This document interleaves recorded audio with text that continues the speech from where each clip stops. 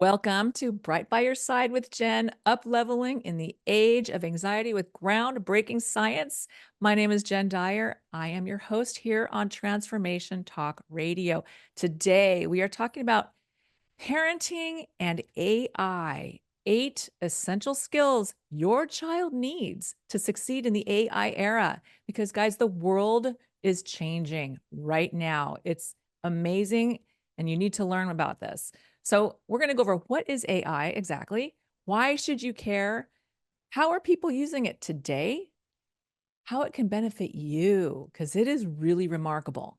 And then the 8 skills that your child needs to succeed in this new world. And these are 8 skills that are coming out from corporations, from mentors, from business coaches.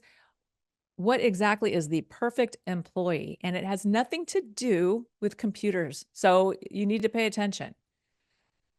So, according to Goldman Sachs, 300 million jobs will be replaced by AI in the next 5 years. Okay. So think about, how old is your child? Like, are they in high school? 5 years from now, will they be just getting out of college? Like, this is really serious. Next 5 years, they say by 2030, and we're already halfway through 2024. So you have to get this in your head that the job that your child will be applying for probably doesn't exist today. And the job that you expect your child to do when they grow up may not exist when they are a grown up. So the thing is, teenagers are aware of this, and a lot of parents are kind of clueless about AI and how it and its applications. And I know this is adding to anxiety because you have these parents telling their kids what to do, giving all kinds of advice, and they've never even played with AI. They have no idea how amazing it is and how it really is changing our world. So, have you tried using AI? And if you haven't, should you be offering career advice? So, artificial intelligence, you're like, yeah, I've heard about this my whole life. And it's true. Artificial intelligence started with the invention of the computer. That is a form of AI right there. However, something changed. So, a guy working on video games graphics processing invented a new processor that, instead of processing information sequentially in a linear fashion, it can process multiple tasks all at the same time, all at the same time at the speed of light, multiple tasks. And being able to do different tasks at the same time, it starts to store this memory and it starts to learn. But think about it, it is scouring the globe for all of the information that's out there in the web and putting it together for you on a silver platter. It really is amazing. So, Chat GPT, you guys, that is square one for AI. It's free and it's really easy to use. And if you have a child, you must dabble in Chat GPT. So just Google Chat GPT and open a free account. Sign up. It's free. And what you're going to get is this blank screen with a little bubble at the bottom that says message, and that's where your cursor is. And you type in whatever question you want to know. So you want the answer to. So I dare you to say, maybe, how do you plan a wedding? Just type that in. It is going to pop out the most amazing checklist and amazing ideas and step-by-step processes to plan your wedding, from choosing the venue to ordering your thank you notes, from etiquette to seating. It's going to blow your mind, and you're going to look at that and go, oh yeah, I didn't think about that. It is just so helpful. So, or something even more simple. How about, you have a vegan coming to Thanksgiving.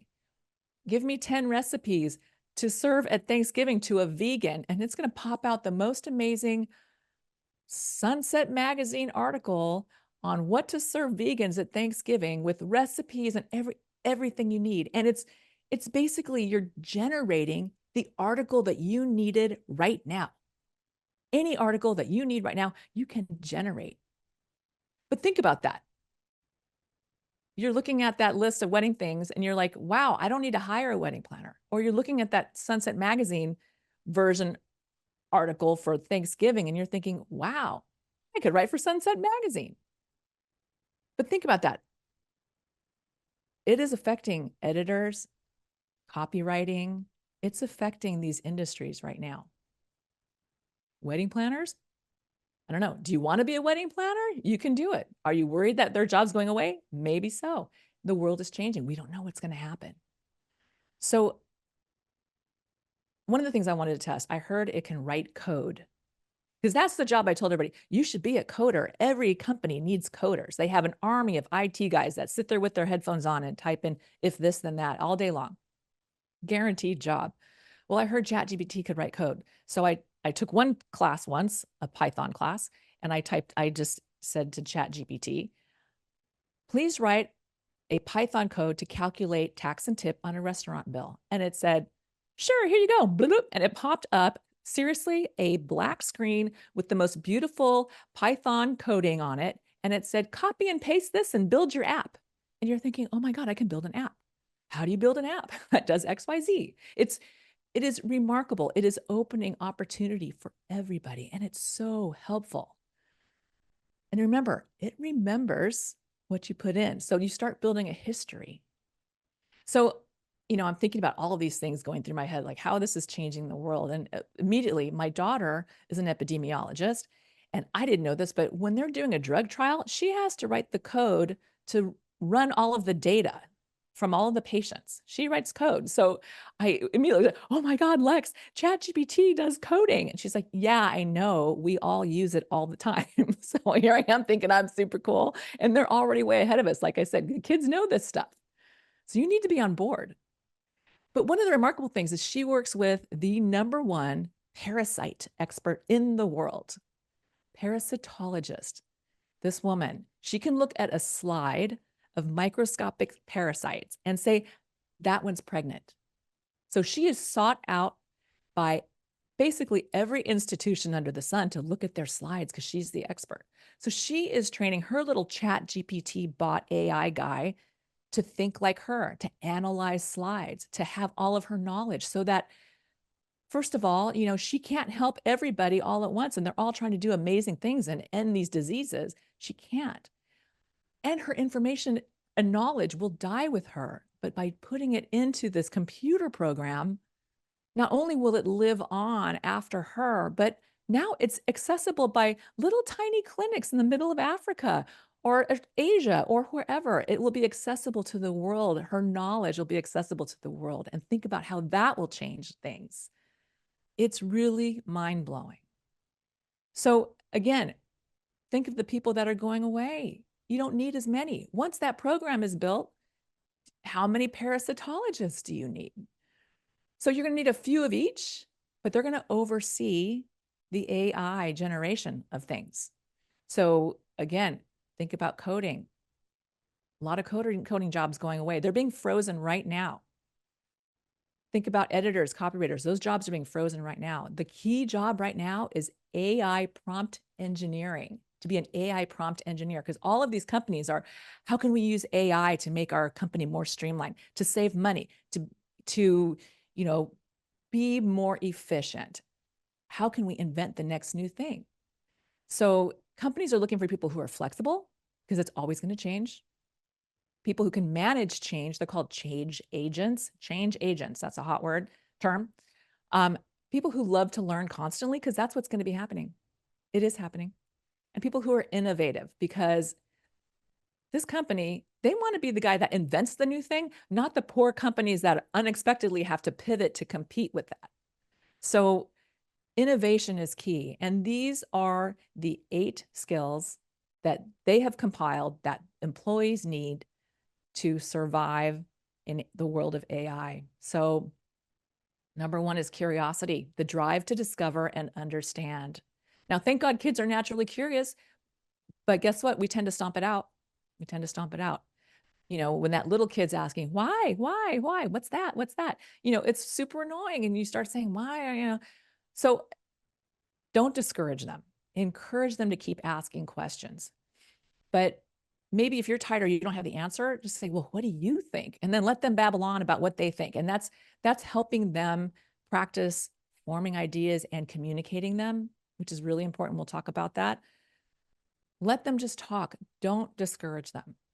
So to cultivate curiosity, you want to provide diverse experiences and resources that stimulate their inquisitiveness. So if they're little kids, take them to the library. Believe it or not, kids love libraries, the kids section.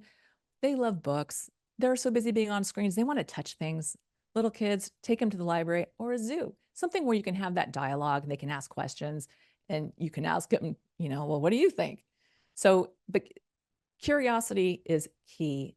So teenagers, if you already have that kid that's down in his basement doing his thing with his video games and he's not interested in anything new, that's going to take a little more work to start bringing out that curiosity. So, suggestion, connect with their passions. In fact, you can use ChatGPT to figure out what would a kid who's into video games want to do for fun. So, you can look up what goes on behind the scenes when developing a video game, like or marketing a video game. You can look up things like that. Maybe there's documentaries, maybe there's movies. Visit expos, tech expos, anime expos, Comic-Con. Like kids love this stuff. And while they're there, they're going to see something new that they never saw before. And you can encourage them to go check this out, So they have to get out. You have to encourage them to try new things. Number 2 is imagination. So obviously imagination is necessary for innovation, right? And like I said, that company wants to be the inventor, not the have to pivot company. So kids are naturally imaginative, but again, we stomp that out with our unhelpful realism. Our realism, that's not possible. That'll never sell. That won't make any money. You can't do that. We don't know this or that. Realism is really just limiting beliefs because the only thing real now is that anything is possible. Anything is possible. I mean, think about it. When I was growing up, video conferencing was only reserved for Captain Kirk and James Bond, basically. So the fact that I get annoyed by somebody trying to FaceTime me unexpectedly is just a remarkable thing. And yeah, it took decades to get here. But things like that are going to happen in just a matter of a couple years. It's going to be amazing. So how to cultivate that? So this is the what if. So little kids, you encourage storytelling, drawing, open-ended play, but I love the what if. And you can be crazy. Like, what if houses could float? What would that be like? And then let them talk. Let them talk. Let them tell a story about it. Teenagers, cater it to them. Teenagers love an opportunity to make fun of you.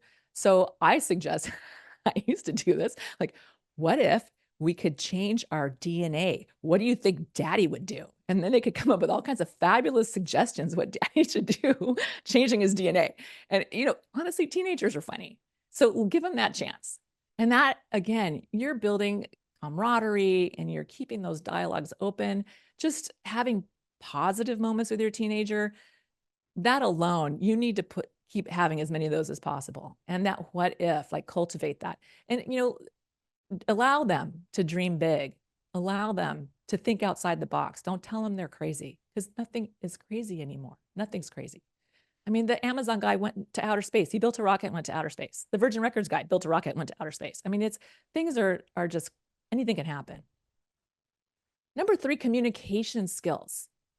So if you have this great idea, you need to be able to communicate it, probably to a team, maybe to people in other countries, because we are a global workforce now.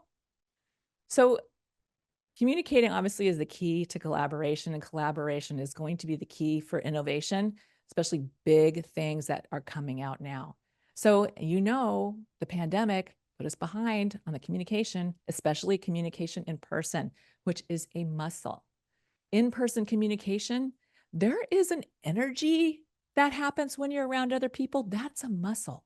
And I think we all felt it when we came out of lockdown. I did. So, you have to really encourage them to be in group things, to talk to people in person. And I know you're already trying to do that. But again, lean towards their passions. Find something, whether it's a workshop or again, an expo where they're going to talk to people in booths, encourage them to go talk to the people in the booths and ask questions. something, but get them out, get them around people.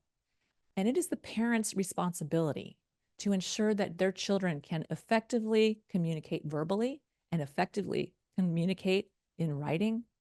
It is not the school's, it is yours. So you need to work on this. And a lot of it, I got to say, parents aren't engaging because they're looking at their phones and they're on their laptops bringing homework. It is your job to engage and build those communication skills. I saw this in real time at Disneyland. I was behind a mom with a little 7-year-old girl in a 45-minute line for a ride. Mom was playing Candy Crush on her phone, a video game on her phone, and the little girl, 7-year-old, was just standing there in silence. 20 minutes, 30 minutes, didn't say a word. And what this told me is that this mom does this all the time, and that little girl gets in trouble for talking. It was breaking my heart. So I actually started to play a game with her. I spy something green. And I would, engaging with her. She was behind. For her age, she was behind. She was having difficulty like looking at a big mural and the triangle and trying to find different shapes. And, she could get the easy stuff, but she was behind. And that's from lack of engagement. And honestly, I was so disappointed. I was expecting the mom to be, oh, we play games all the time, and then start, put down the phone. But no, she actually smiled at me like, oh, I have fun. And while she played her game, like video games are an addiction, even for parents. Okay. Work is an addiction. It is. So please put down your screens and engage with your child. And I got to tell you, for communication, one of the key things you can teach them is that the way people respond to what you say to them is 90% about what you say first, about your energy when approaching them, your tone of voice, your choice of words. You can turn any situation around by the way you talk. You can take an angry person and really deflate the situation, take down their anger by approaching them in the right way, right? Like, I just ran over your cat. It was under my car versus I ran over your cat. It was under my car. What you know. Teach them that. It is called influencing others, the power of influencing others. That is a big key for communication. That will get them far. Problem solving skills. Again, parents, we are behind on this. We've got to get on board. So problem solving skills, you know how you build that? By letting them solve their own problems. And that's where we fail because we're trying to protect them from anxiety and stress. So a lack of problem solving skills, it is the source of the anxiety and overwhelm people feel. They see something overwhelming and they don't know how to break it down into little manageable pieces and just go methodically through it. Anything can be handled if you break it down into manageable pieces. So stop snow plowing problems out of their way. Stop jumping in and doing it for them because it's easier. You don't want to hear them complaining. Let them solve their own problems. It's a skill. So again, little kids, help them practice with puzzles and games. Older kids, encourage the logical and strategic thinking. I mean, chess. I learned chess when I was really little. It is a fabulous game and checkers too, for predicting what the person is going to do next. You have to predict 2 or 3 moves ahead. That is strategic. If they do this, then that. If I move here, then they'll do that. That is really strategic. Play games with your kids. I know you're like, I don't have time for that. You need to make time. This is your job. So, and then storytelling, we used to gather around the fireside at night and the campfire, and dad would tell stories about how he had to, stalk this buffalo and how he killed him with his bare hands, and everyone would sit around. So tell your kids stories about when you were their age and that time your car broke down in the middle of nowhere and we didn't have cell phones back then. Oh my God, what did you do? They're going to be riveted. Tell them a story. You have stories. You were awesome. You did amazing things. And they'll remember, oh yeah, if that ever happens, my dad did this. That's how we've always taught children growing up from the time we were in the cave. Willingness to fail, willingness to fail. Failure is feedback. In a world where you're trying things that are outside the box that have never been done before, there's a really good chance of failure. They need to be able to handle that. In fact, some companies are tasking their their business development team to come up with ideas that we're going to have a 50% failure rate because that's outside the box. Nobody else is willing to try it. They're chicken, right? I think Google's one of those. Willingness to ask for help. We're at number 6. Again, this is a collaboration skill, but willingness to ask for help. You have to model that. So I was raised to believe that we do everything ourselves. My mom was a single parent. She was a badass. She was stubborn. And we do things ourselves. We don't ask for help. We can do it ourselves. I realized that was a form of shyness. It was a form of shyness. We masked it as power and independence, but honestly, it was a form of shyness. And it is very limiting because if you know how to enlist people's help, nothing is unsolvable.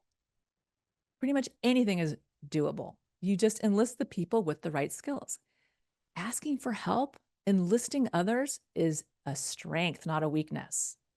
So keep an eye on the things that you're saying to your child because they are going to need to learn how to enlist help from others. And we all know mentors and people who achieve tremendous success really quickly. They always talk about, oh, well, I had a mentor. They helped me along the way. That's called enlisting someone's help, mentorship. It empowers you to take on bigger challenges that you could never do by yourself. If you know, all you need to do is find someone who can do X, Y, Z. It is very empowering once you have that skill down. It also emphasizes gratitude for the people who help you. So again, how to cultivate that? Modeling your behavior. Volunteer. And invite people to come and help you volunteer. Willingness to ask for help. Show them that you can get the neighbor to help you fix things or whatever, simple things. Let them hear you ask. And I'm going to tell you, one of the easiest ways, and train your kids this, to get help is to say, can I ask your advice? Can I get you to give me some advice? Oh my God. Have you ever met someone who doesn't want to give you advice? That's all you have to say. People will love to tell you their expertise. And then if you're really interested, they might actually go above and beyond and help you. They might end up being that mentor that you're wishing for. Can I get your advice? They call this informational chats. People do this. They set up informational chats with people in the career that they want in the future, and people will do them. Can I ask your advice? Easy. So again, that's willingness to ask for help. So willingness to offer help with ease. So willingness to offer help. This also builds a community, a supportive community. It offers collaboration skills. It is fundamental. And I'll tell you, it makes you feel good when you help somebody and they're not expecting it. Just the simple things, helping the lady next door bring her trash cans in. Simple things. They're so grateful. It feels good. It puts you in a good vibration. You start attracting good things. You get back that tenfold everyone talks about. But when you are offering help to other people, you learn what they need. You learn new things. And also it sets them up to say yes if you ever need help. And that's not why we do it, but you'll have a whole group of people who are dying to help you do whatever it is you need because you've been helping everybody. So offering help with ease. And that's what the world is made of. That's what communities are built on. So this last one is emotional EQ, emotional intelligence. This is really the biggest one that corporations are looking for. They are looking for people who can handle things in a really difficult dynamic space. Like imagine you're working on a project. You've been putting in your blood, sweat, and tears in this project. It's going really well. And you get the word, yeah, it's being abandoned. We need you to go help John with his project. Yeah, we're throwing that away. You need to go over there because somebody invented something that just made your project completely obsolete. So can you handle that? Can your child handle that? All that work was wasted. Can they handle that? Imagine being told that, your job's being eliminated. So here's your new one. You need to learn it. Job you didn't even want. Can you handle that? So how to cultivate emotional intelligence. And, little kids, help them recognize their feelings, their emotions, give them names, encourage them to express what they're feeling, and show them empathy and help them have empathy for other people who might be having those feelings too. Teens, we're talking complex emotions, but show them that they're temporary. Everybody has anxiety. Anxiety is not a disorder. It's just temporary. Show them how to manage it. Modeling, look at your own behavior. Do you manage your emotions? Do you fly off the handle? Parents can be bullies too, They also have tantrums, So show them to show empathy and understanding. And again, tell your stories about managing stressful situations and how you dealt with your anxiety or your embarrassment or your horror or humiliation, whatever it is. Tell your story so they know what you did. Teach self-regulation. So things like, deep breathing, meditation, physical exercise. God, you can run out anger so well, like go for a walk outside, fresh air, sunlight, body movement. It takes that edge off. Train them to do that. Pause and reflect. Take a moment. Don't send that email. In fact, go walk away from that email that you're going to send, that angry email, or before you say the mean thing you're going to say back, just pause, reflect, let the adrenaline settle before you react. Journaling, like I said, role playing with them. I know that's awkward, but it works when they're little. Like I said, you practice say, well, I said this, and just tell them your story about how you solved something similar. So you guys, I'm out of time, basically, getting close. So the world is changing so fast. Please learn how to use ChatGPT. It will benefit you. And yes, AI can be a bad thing if in the wrong hands, but we're here to up level. We're here to win. We're here to kick ass. You need this to make you better. And your kids need you on board.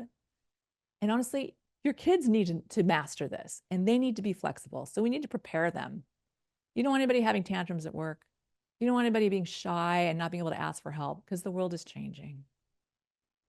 So I just want you to just remember that in this new world, anything is possible. So again, parents, you have got to keep an eye on your words. Keep your eye on your limiting beliefs. Now is the time to stop. Be very mindful. Be mindful of your actions. Show your flexibility. Show your willingness to help others and an ability to ask for help. Show all of these things to your kids because it's so important for them to have these skills and be confident because nothing's impossible. Nothing is impossible. So with that, like I said, I'm out of time. So my name is Jen. I'm here to help. And this is Bright by Your Side.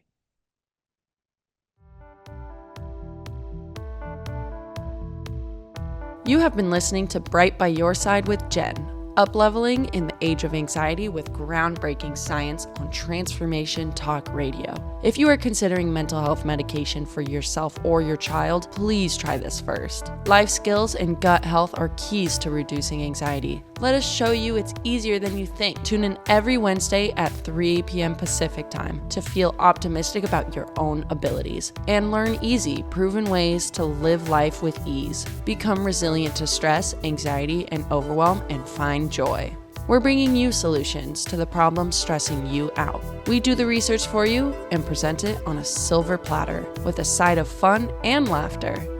Every show will leave you smiling, optimism, and joy in real time. To connect with Jen, visit brightbyyourside.com.